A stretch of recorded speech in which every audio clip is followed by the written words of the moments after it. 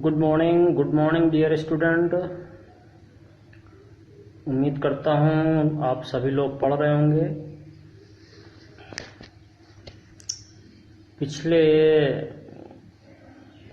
दिन हम आपको वीडियो प्रोवाइड नहीं कर सके, लेकिन आज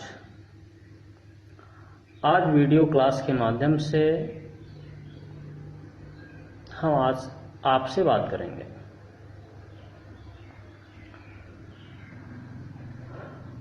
और साथ ही साथ आपसे ये उम्मीद रखता हूँ कि आपने अभी तक जितना भी मैंने होमवर्क दिया हुआ है, साथ ही जितनी भी वीडियो मैंने आपको दी हुई हैं, आपने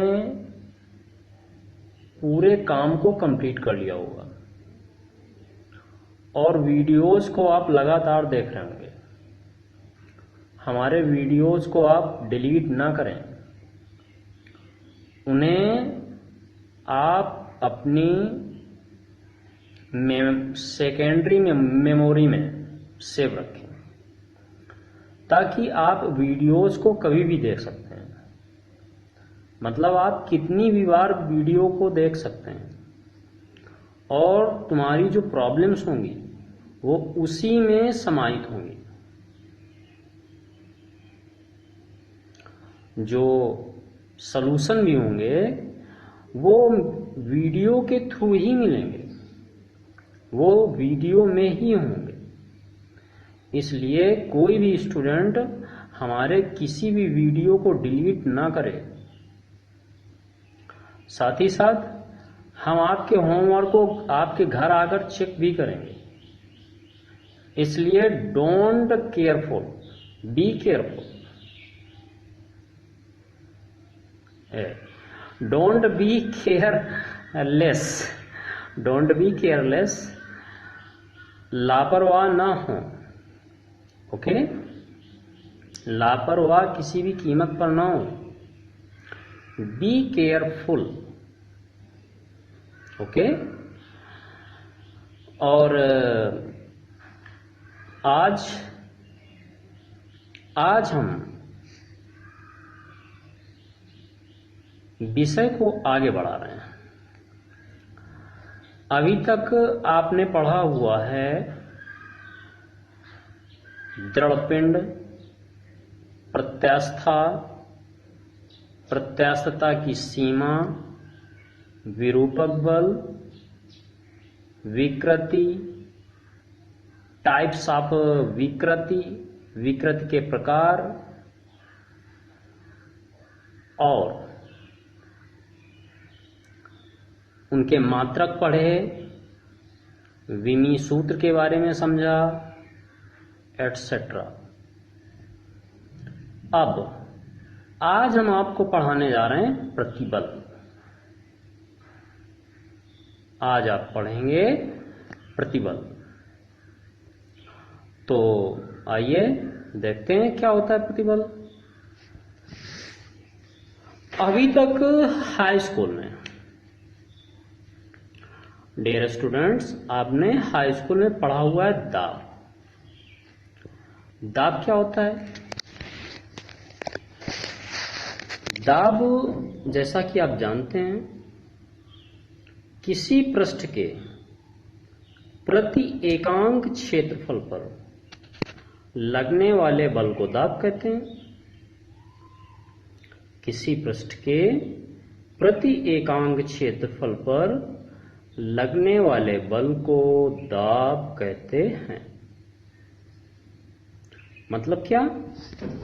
मतलब कुछ ऐसा, जैसे मान लो ये एक सरफेस एरिया है,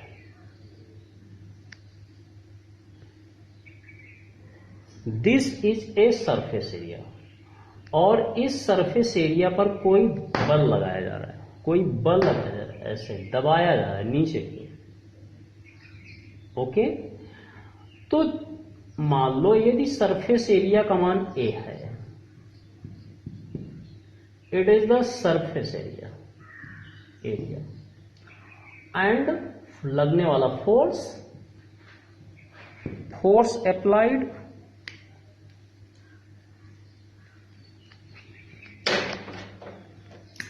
how much the force will be applied F, then यहां पर जो प्रेशर जो दाब लगेगा वो कितना होगा P बराबर F upon A। This is the relationship between the force and pressure। ये फोर्स और प्रेशर के बीच में संबंध है, ये रिश्ता है। और हम इसको जब थोड़ा सा और एनालाइज करते हैं, मतलब यदि हम कहें A इज इक्वल टू 1, यदि A बराबर 1 करें, देन P बराबर व्हाट, P बराबर F, P is equal to F। तो इसका मतलब क्या, मतलब किसी पृष्ठ के प्रति एकांक, ये एकांक हो गया, दिस इज एकांक, किसी पृष्ठ के प्रति एकांक क्षेत्रफल पर लगने वाले बल को दाब कहते हैं।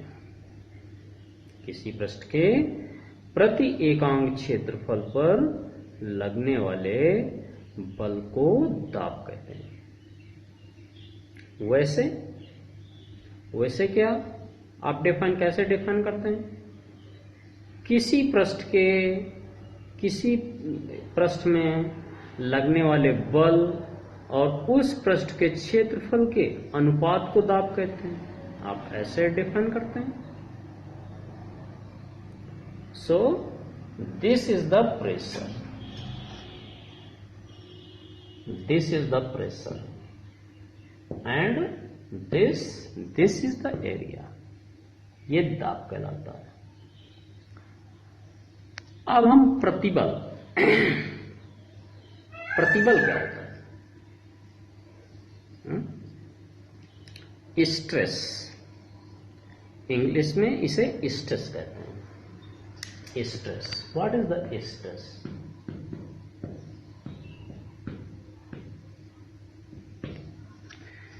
स्ट्रेस क्या होता है? यदि हम स्ट्रेस की बात करें,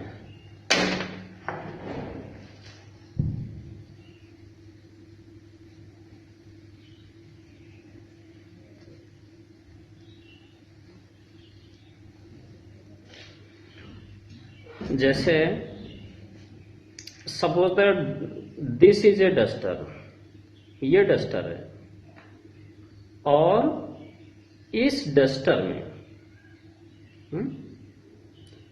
डस्टर में कोई बाह्य बल आरोपित किया जाए, यहां पर ऐसे फोर्स लगाया जाए, ऐसे फोर्स लगाया जाए, इसमें फोर्स लगाया जाए। ये जो सरफेस एरिया है इसका, ये जो मैं दिखा रहा हूं, ये मान लो एरिया ए है और इस पर हम फोर्स लगाते हैं। देन व्हाट विल हैपन, इस पिंड में अंदर से बाहर की ओर एक फोर्स लगेगा।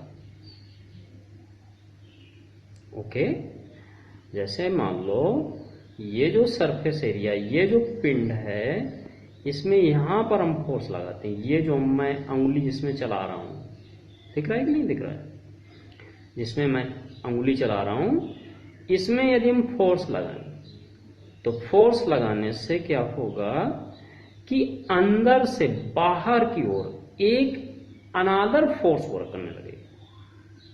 और कब तक, जब तक कि हम इसमें फोर्स लगाएंगे तब तक।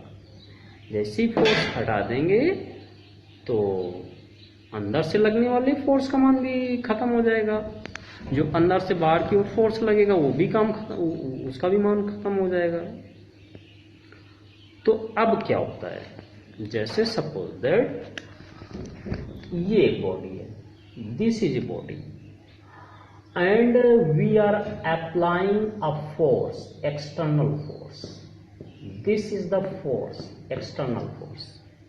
Then what will happen, a anti force will be react to external force, तो वहां पर एक आंतरिक, एक प्रतिरोधी बल जो होगा वो ऐसे काम करने लगेगा, बाहर की ओर कार्य करने लगेगा, ऐसे ऐसे ऐसे, इधर की बाहर से हम लगा रहे थे फोर्स, इधर की ओर ऐसे लगा रहे थे, बाहर से ऐसे फोर्स लगा रहे थे, ऐसे like this. Now what will happen, अंदर से जब फोर्स लगाएंगे तो बाहर की ओर लगने लगेगा, ऐसे ऐसे। सो दिस इज द, इसे कहते हैं आंतरिक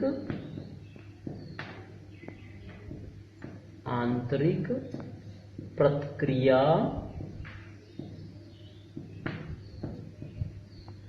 बल। इस बल का नाम है आंतरिक प्रतिक्रिया बल, internal anti force. This is the internal anti force है आंतरिक प्रतिक्रिया बल। ओके, तो यहां पर अब इस बल के कारण प्रतिबल उत्पन्न होगा। This is the cause of the stress. Stress को उत्पन्न करने वाला ये आंतरिक प्रतिक्रिया बल होगा, ये। ओके, अतः अब प्रतिबल की डिफिनीशन क्या हुई? जैसे हम कहते थे किसी पृष्ठ के प्रति एकांक क्षेत्रफल पर कार्य करने वाले कार्य करने वाले बल को हम प्रतिबल कहते हैं, को हम दाब कहते हैं। तो अब यहां पर क्या हो जाएगा, मान लो ये फोर्स F हम बाहर से लगाते हैं तो उतना ही फोर्स तो लगेगा जितना हम बाहर से लगाएंगे, और क्षेत्रफल भी वही होगा जो ये है, वो ये भी होगा। तो अब यहां पर प्रतिबल की डेफिनेशन ये हुई, कुछ इस प्रकार से दी जाती है। प्रतिबल बराबर आंतरिक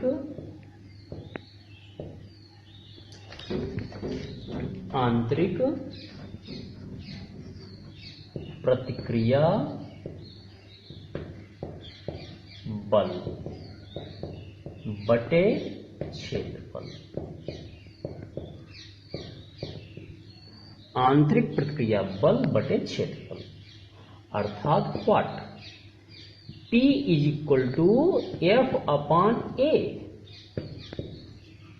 जितना एक्सटर्नल फोर्स था उतना ही इंटरनल फोर्स भी है, इसलिए और A का मान जो जिस फोर्स पर एक्सटर्नल फोर्स लग रहा था उतना ही एरिया ये भी है जिस पर इंटरनल फोर्स वर्क कर रहा है।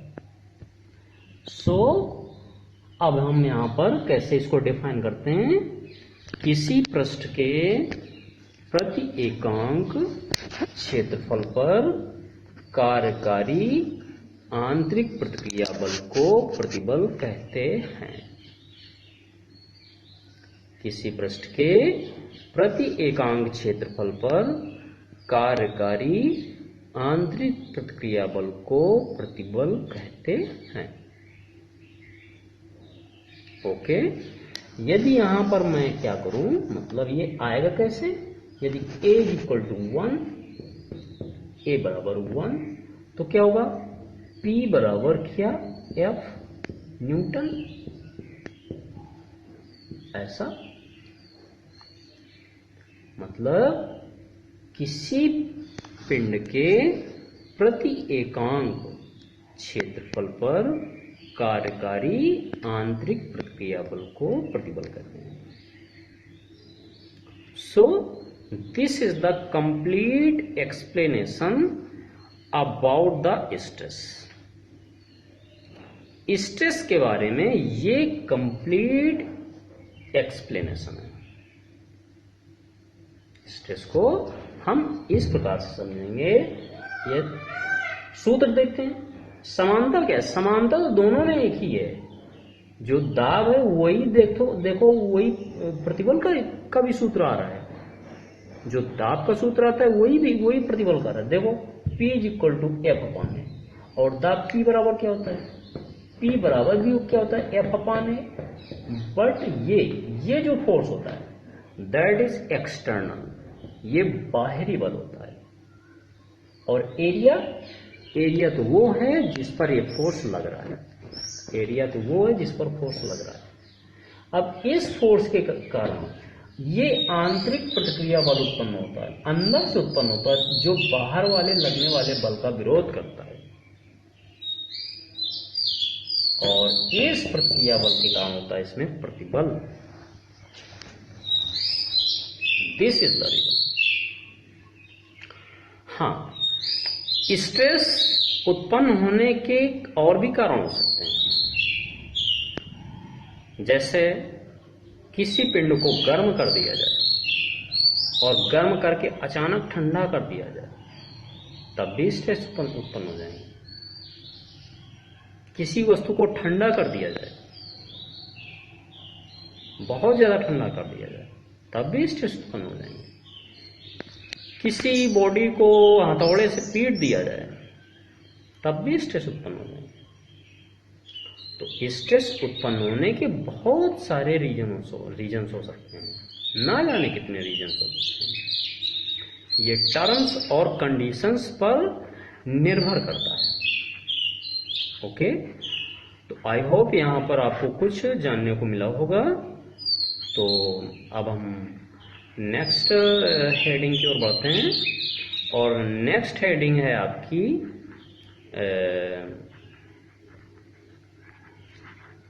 प्रत्यास्थता गुण, हुक का नियम। हुक का नियम क्या होता है, अब हम लोग पढ़ेंगे हुक का नियम।